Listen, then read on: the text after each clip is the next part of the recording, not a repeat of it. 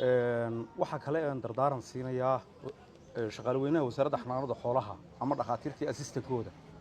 oo muddo dheer oo abaare ay nahaysay si nafurnimo leh oo aan dheefku xisaabtan lahayn ugu shaqaynayay dadkooda iyadoo oo abaar daran ay jirtay oo boodhka iyo milicda ugu dul qaadanayay inay dadkooda ugu adeegaan muddadaas oo aan wax dheef ku xisaabtamayeen aanay jirin hase ahaatee si mutadawacnimo ay ugu shaqaynayeen ummadooda maantana alxamdulillahi rabbil caalamiin ilaahay naga soo jabiyay abaarihii isbeddelka abaaraha iyo magaranaysa barwaaqaduna had iyo jeer waxay leedahay in xooluhu ay had iyo jeer la qabsiga dooga ay u baahan yihiin in supplementary drugs la siiyo ama deworming ha ahaato ama vitamin ha ahaato tiina maanta ay diyaar u tahay iyadoo labada mashruuc ee waaweyn ee wasaaradda xanaanada xoolaha iyo horumarinta reer miyigu ay naga kabayaan wasaaradda xanaanada xooluhu mar walba waxay u taagan tahay adeeg bixin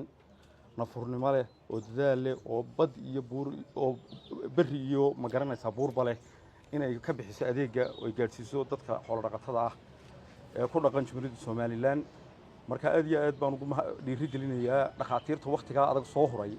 maanta anigu oran maayo saayeela insha Allah biidnillaahi kariim dadaalkiinii iyo mid ka sii badanba waa gelin doontaan gaarsiiyo adeegga la idin dhiibay meel kasta ay dadkeenu ay joogaan meel labanayaanay magaranaysa idinku hor istaagin in ay gaarsiisaan adeegga oo magaranaysa u gaarsiisaan sidii loogu talagalay ee ugu fiicnayd